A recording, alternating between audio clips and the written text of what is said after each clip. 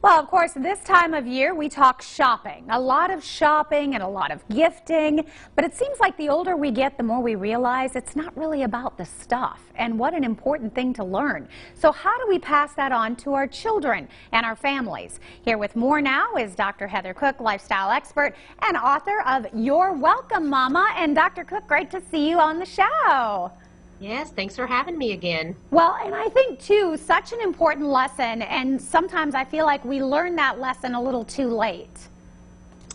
I think that we do this every year to ourselves, and in 2020 especially, I feel like we're almost trying to overcome the loss and the missed opportunities from this year. Like, okay, if I could get one more present or just, a few more things, then I can make up for what we didn't get to do in 2020. And I feel like that's a dangerous path to go down because I think it just leaves you deflated and disappointed in the end. Yeah, absolutely. Once all of that stuff is unwrapped, and if that's where you put all your emphasis, then it's over, and what's next? So instead, you say we really need to shift our focus. Well, that opening of a present is such a fleeting moment, and we need to think through, think of what we've survived in 2020. We need to end the year on a really high note, saying that we got a few things right, we had meaningful interactions with people, and while they might not have been in person, they were meaningful and they will live beyond a moment of unwrapping a gift. And so I recently participated in a seminar with the Roan Scholars Leadership Program at East Tennessee State University, and they talked about how to be sustainable throughout this holiday season.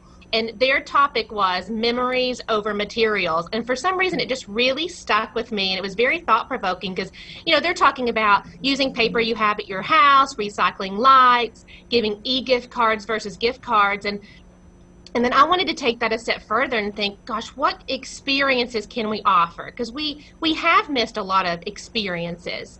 And so what can we look forward to in 21 that we can do together that can be something that is meaningful versus I opened another candle or I opened another gift that is a nice gesture, but really is just a fleeting moment and doesn't last beyond that.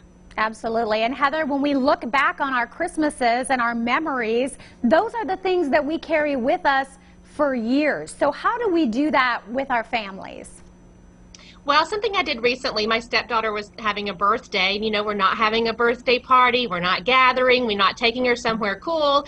So a week leading up to her birthday, I started sending her fun, very small Venmo amounts. She was going to turn 19, and so it was just like something that it was a surprise on day one, and then something to look forward to in the future. So if you have that person it's hard to buy for, that the gift is going to be opened and the moment will be lost right there, what can you do that's just fun little tidbits that is a reminder I'm thinking about you and something fun for them to look forward to? If you used to go to a coffee with a friend once a month and that's not happening, send your friend a cup of coffee so they know that you're thinking about them. And I think, many, many months ago we talked about checking on 5 people a day.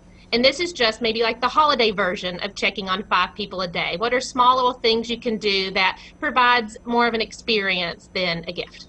I love that, and it's all about creating that. And I love that you're thinking outside the box and doing things that they'll actually use, because like you say, the material things seem to pile up and eventually go away. Well, think about how many stuffed animals kids have. My daughter has so many stuffed animals, we could give away stuffed animals every day to someone and she would still have plenty. So instead of wrapping up another stuffed animal to give, what about an experience of going to the zoo? And that's an experience, and so the stuffed animal is a one-moment thing, but you're creating memories and they're getting to learn and grow by going and having an experience. And so you can do some fun things with that as opposed to here's one more stuffed animal that's going to sit in the corner and collect dust. Yeah, and we are blessed to live in a community that has so many different free events that you can enjoy with your family. Heather, great topic. Thank you so much for joining us. Great to be here. Thanks again, Amy. All right. And don't forget, you can always check out her website, yourwelcomemama.com, for more information.